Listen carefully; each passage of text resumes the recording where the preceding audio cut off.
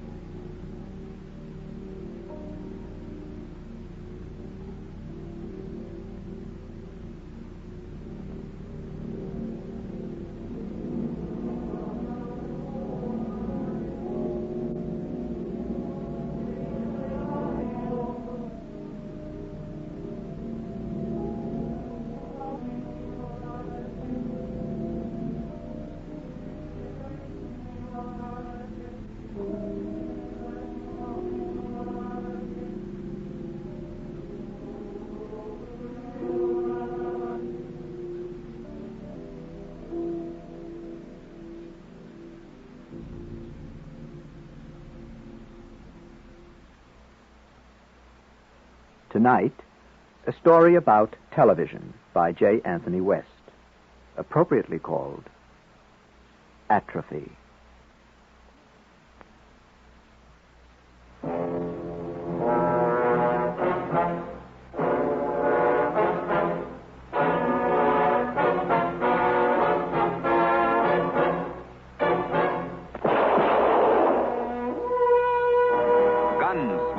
The headache tablet to relieve pain. So relax tension, calm nerves. This message can save you hours and hours of pain. Headache pain. Pain. Depression. Pain. Oh. Tension. Pain. What's the matter? Anxiety. Foot's gone to sleep, that's all. Fatigue. Pain. Oh. Pain. It tells that today's tablet... George, cut it out. You're making an image jump. I'm sorry, dear. I must have been sitting in the same position too long. More of this pain reliever than any leading headache tablet. George, dear, you don't have to make quite such a fuss about I it. can't help it. Depression. Have to wake it up. Tension. Anxiety. Fatigue. Everybody's put falls asleep. My foot's asleep right now. In minutes, headache pain is gone. So depression's gone. The least you can do if you must hop, dear, is to hop out in the hall. I'll be damned if I'll hop out in the hall just to wake up my foot. You are being childish again. Childish? What's childish? What's childish about waking my foot up? It's your attitude that's childish. Attitude? I'm trying to wake up my foot. If you just sit down, dear, and forget it, it'll pass. All right, I'll try a little bad.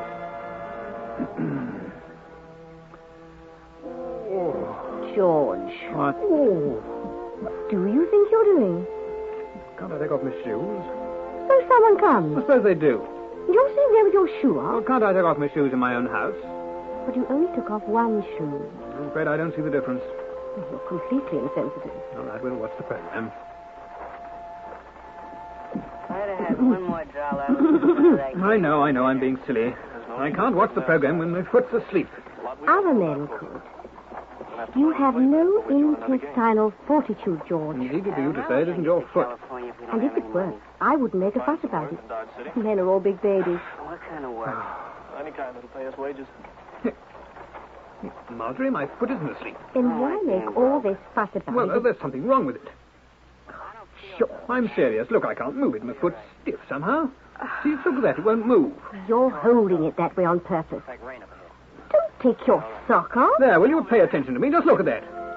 Now, do believe me. Look, see, I can't flex my toes even. My whole foot's rigid. You're doing it on purpose. You just want my sympathy. Marjorie, darling, please listen to me. Look, see there? I can't move it. Well, you're not trying. I know when I'm trying and when I'm not, I'm trying. Try to move it yourself. I don't want to play games with your sweaty foot. My foot isn't sweaty? In this weather, All right, my foot's sweaty. You try and move it, though. Go on. I believe you. You can't move your foot. You don't believe me? I can tell by the tone of your voice. Your foot is asleep, but you can't move it. I believe It you. is not asleep. There's something wrong with it. Sleeping foot doesn't just go rigid just like that. You're such a hypochondriac, George. No. Every little thing. Just like the time you thought you had an appendicitis and it was gas pain. And what was I supposed to think? I was lying on the bed in agony. It might have been appendicitis. Well, it wasn't. And you're not lying in agony right now. Your foot is asleep. And why you have to make such a fuss about it, I just don't know. A sleeping foot doesn't just go stiff. It does when it's very soundly asleep. Maybe you sprained it walking around. How would I do that? Oh, I don't know. Where did you walk today? My usual walking, what do you think? I walked from the subway to the office, and I walked to the water cooler twice. No, it was 3 times. You see? Usually you only go to the water cooler twice. Yes, but I went to the men's room once. That makes up for it. You're always talking about things you don't know the first thing about. How am I supposed to know? Usually you go twice. That's precisely what I mean. Let's forget the whole thing. Still, you can overexert a tendon and not know it. Remember Geraldine Roberts? Oh, she fell down the subway stairs and broke 3 ribs and didn't know a thing about it for a week. I didn't fall down the subway stairs. I didn't overexert a tendon, and Geraldine Roberts was stewed to the ears when she fell. So what? Your friend Walter is a complete lush. We weren't talking about Walter. Does it hurt? No. You walk like a war hero, George. Only hurts when I laugh. I am not a war hero, and I don't want to walk like one. Don't be such a milktoast, And now George. you save 8 You cents could have off been the a war regular hero. How could I have been a war hero? I was in Jersey training recruits the whole time. Save 12 cents on the 1 You're training recruits, and a nervous private drops a hand grenade. In another second, you see that the whole regiment will be blown to smithereens, and you leap on top of it, Oh, and my God, all of which results in a stiffened foot, I suppose. Besides, I was training them to use a calculating machine. And if someone dropped a hand grenade near me, you can bet that... Oh. Marjorie, my other foot's gone stiff. I can't move it. You mustn't get this excited. Now come and sit down, and it will pass in a moment. Your other foot's gone to sleep, that's all. Don't make such a fuss about every little Don't thing. make such a fuss. Great Christ, you think I was just anybody. Me, George, your husband. Suddenly I'm paralyzed and I can't walk, and you say that Of course you can walk. You were just walking. You call this hobble walking? Look, is this walking? There are millions of people who would give their right arm to walk that well. And what the hell do I care about them? It's me, George, who can't walk right now. I've got leprosy or something, and you just sit there. You don't have leprosy, George. If you had leprosy, your feet wouldn't stiffen. They'd fall off. Oh, my... Leprosy, 'twas all over leprosy. Shut up. Can't you see I'm frightened? I was just trying to cheer you up, dear. Now look at it this way. It can't be anything serious. If it were something serious, there'd have to be symptoms, right? Now, there's no serious disease without symptoms. I think you should just go off to bed now and put the whole thing out of your mind. Your feet will be back to normal tomorrow morning. Oh. You have no idea, dear, how foolish you You think look. I care? Do I care about appearance at a time like this? You might at least try to behave like a gentleman. Oh, appearance is always appearances with you. All women are the same. Intrinsic value means nothing to you at all, as long as it looks nice. That's not true, George, and you know it. Nothing was ever more true. You'd eat horse manure if it came served with parsley. I would not. You would.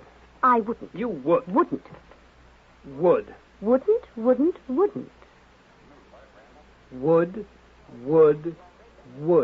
Wouldn't, wouldn't, Oh, wouldn't, we sit here wouldn't. talking as though nothing was wrong and my feet are paralyzed. What are we going to do? What are we going to do? The first thing, George, is to relax. You mustn't let yourself get so excited. If you were a professional tennis star or something, I could understand. But all you have to do Yes, is... I suppose get to the office. As long as I bring home the bacon, it doesn't matter how I get there. President Roosevelt had to go around in a wheelchair, and that didn't stop him from becoming the You don't understand. You just don't understand. I understand, George. Believe me, I do. In a week, you'll get the hang of it. Really, you will. Besides, it'll be all better in the morning. You know it won't. You're just trying to cheer me up. No one's ever had this before. Nobody's feet ever stiffened. Not like that. You always think you're better than everyone else. It happens to lots of people, dear. Oh, name one. I don't know any personally. That's just it. That's why I'm worried. If we just knew what it was. Oh, I suppose you're right. There's no point in getting excited. Better watch the program. Wouldn't it be wonderful to be as independent? There's nothing wrong with you when you go running to the doctor. Do you want me to call the doctor at this hour? I didn't say that. Besides, Glass for glass. if it's no better in the morning, we'll call him then. All right? Yeah, you know, I think it's a little... Not a juice or juice product. Oh, Marjorie, my knee. It's my knee. I can't move my knee. Look, will you look, please? Oh, for God's sake, look here. My knee's completely stiff. George, dear, relax. Please relax. I'll go and call the doctor. Please relax now. Relax. Go. Hello? Hello? Hello? Operator. Oh, hello. Oh, hello. Oh, he's not in. Marjorie, what's taking so long? The doctor wasn't in, dear. I'm calling another one. My God. Hello? Oh. Marjorie! Marjorie, for the love of God, my other knee! My other knee's paralyzed. Tell him to hurry. I really can't carry on two conversations at once, dear. Marjorie, my knee! Well? Well, what? Well, what do you think? What is it? What did he say? Just what I told you. Nothing serious. Huh. Well, did he know what it was? Of course he knew. Did you think you were the only one? I told you. All right, no servants. Tell me what he said. What is it? Atrophy. Atrophy? Atrophy? Plain, common atrophy. Just atrophy? So that's it, atrophy. Well, at least we know what it is. I told you. I told you. Wasn't knowing that scared me. Well, now, what do we do about it? Well, nothing.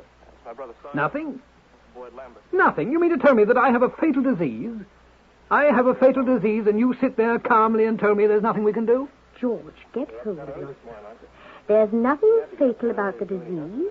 The doctor said not to worry. Nothing can be done about it. But there are absolutely no dangerous effects. Oh, well, I suppose that's a relief. Nothing we can do. But there are no dangerous effects. Right. You can do anything you would do normally, except move. Well, that's at least something. We should be grateful for that. You have to have courage, George. We have to have courage. We have to fashion a whole new life for ourselves. Won't be easy. No, I can't face it. Happened too quickly. This evening I was a man in my prime. I could have done anything I wanted. Now... Well, we can start from scratch, George, dear. We'll start a new life. I can't walk anymore. I can't go for a simple stroll. You never went for walks, dear. When did you ever take a walk? That isn't the question. It's that now I can't even if I wanted to, and I was planning on taking a walk, actually. When? Well, this Sunday I was going to walk around the block. You have to stop thinking this way, George. You can't give in to self-pity. It's such a simple thing, a stroll round the block. Stop it, George. You know you wouldn't have gone. I was planning to. There's nothing on the other side of the block anyhow. How do you know? I've been there. And there's nothing? Nothing. Well, hardly. That's what I mean. You see, I wanted to see for myself. George, you must take my word for it. There's nothing interesting to be seen. Well, I suppose I've just got to get used to the whole idea. My thighs just went. I can't move them. Have courage, darling, please. For your sake, for mine, have courage. Well, I suppose things could have been worse. Suppose it hadn't happened at home, eh? Yes. I mean, it might have happened in the subway, or tying my shoelace, or painting the ceiling. You are wonderful, darling. I don't like this any better than you do. I can't go bowling anymore, or fishing, or play ball, nothing. George, darling, you never went bowling. You never did any of those things. No, true. But I'm still young. I could have done them. I can't ping pong. You never played ping pong. I always wanted to. Well, we have to make a living. You can't go to work. What will we live on? We have to eat.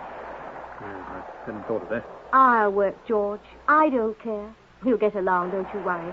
I'll do anything. I'll take in washing, I'll scrub floors, I'll work in a millinery shop, don't you worry. I'll keep us going. Maybe we can get back that modeling job, eh?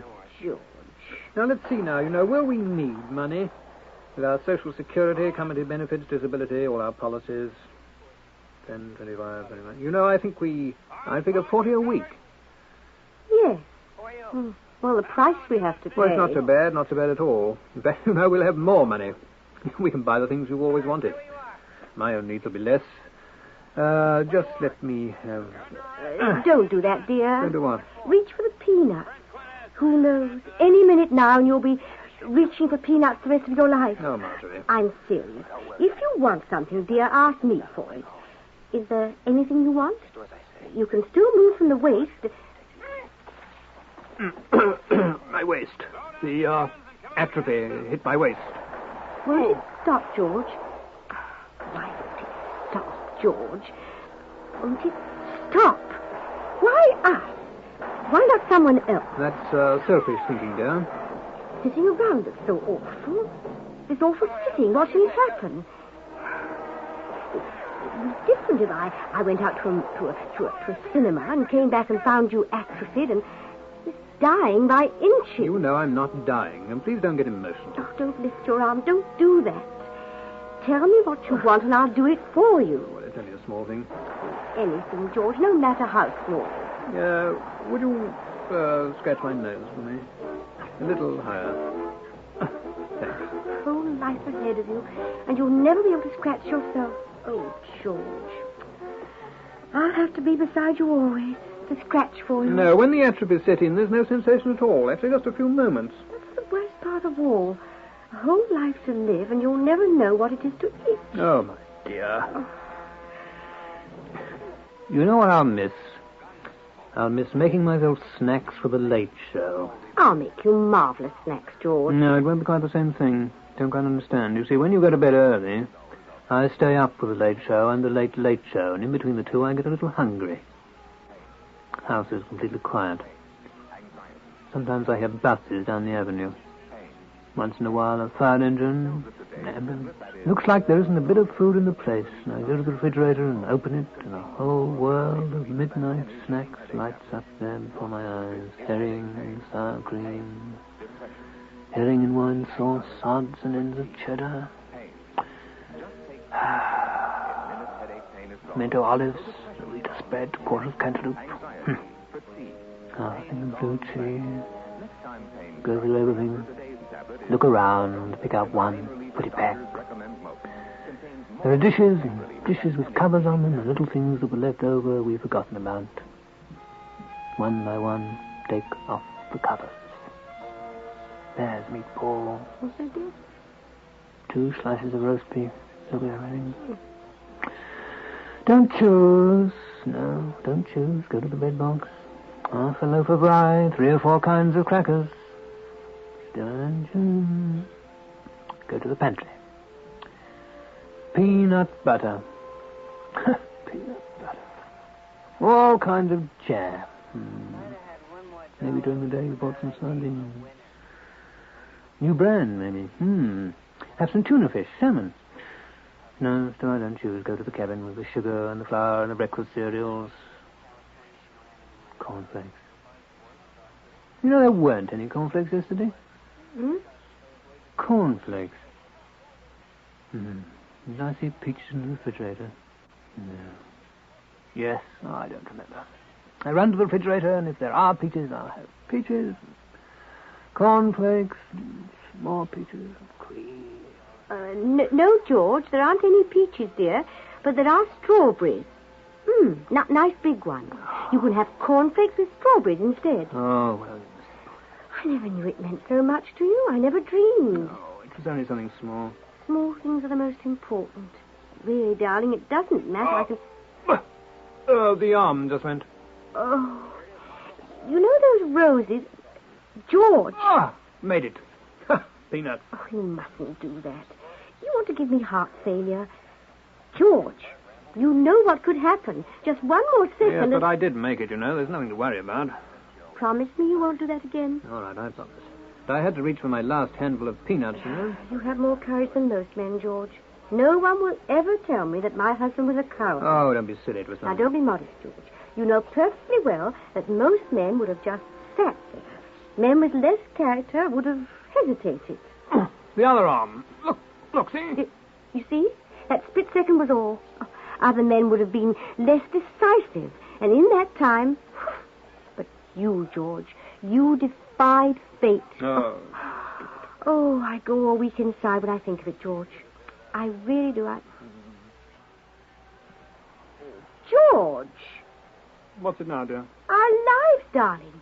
Our lives are ruined. No, please don't start that over again. You have to stay in that chair the whole rest of your life. Well, we both know that, Madge, dear. You don't. I don't think you know what that means. You can't ever leave, ever. Forever, you'll always be sitting there. Of course, I know that. It's perfectly clear. You don't understand. You don't see. You all have to bring me my food. That'll be a bother, I suppose. You'll have to vacuum around me. Well, I still don't see why you have to get so excited about it. You can't come to bed, George. Oh, that's so. I suppose I hadn't thought of that. With a couple of extra blankets, I'll be warm here. It won't be as bad as all that. And me, George? I'll have to get between the cold sheets alone. Oh, Marge, a couple of extra blankets. Warm enough. We can't make love anymore. We aren't husband and wife. We aren't lovers anymore. I hadn't thought of that. Not another chance. Never again. Oh, George, that's the best part, George. I love most then. Always in your arms and the little light glowing. You always said such silly little things. I loved you most then, George. It's my fault, George, all my fault. If I'd been a little more understanding before, if I'd listened to my intuition just a while ago, when it was just your foot, we could have had one last chance. Just one last time in your arms. Well, we just didn't think of it, Marge. I didn't, and you didn't. Anyway, it isn't Wednesday.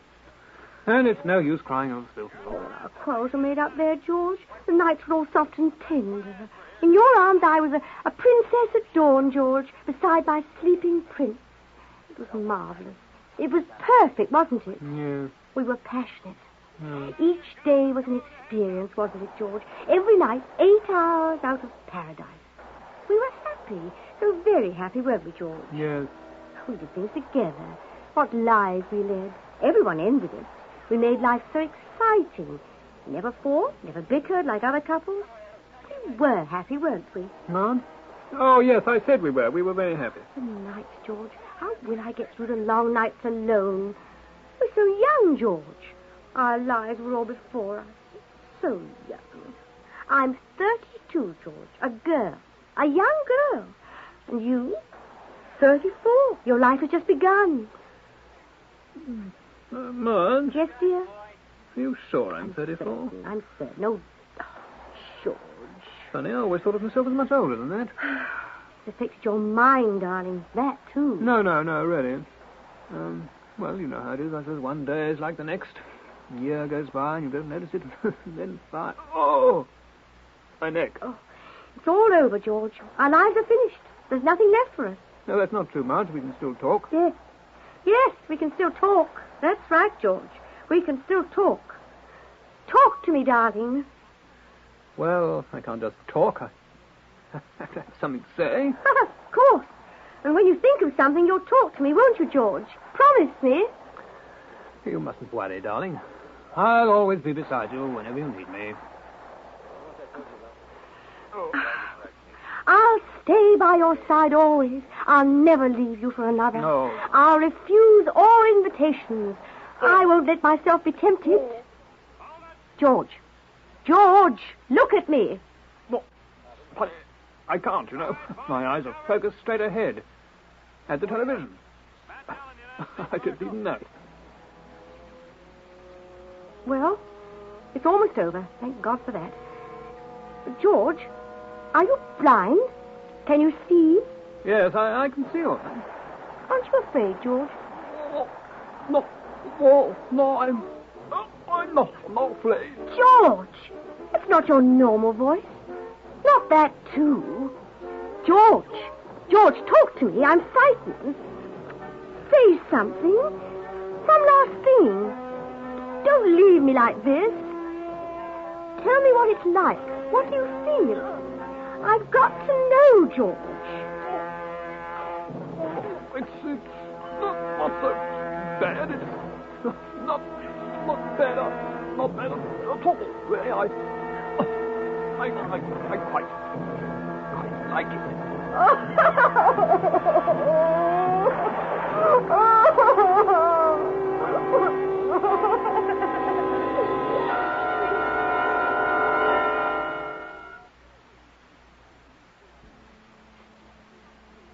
That was Atrophy, adapted by Richard Rowland from a story by J. Anthony West. The part of George was played by Bernard Mays, and Pat Franklin was Marjorie. The technical production was by Fred Seiden. And now, good night.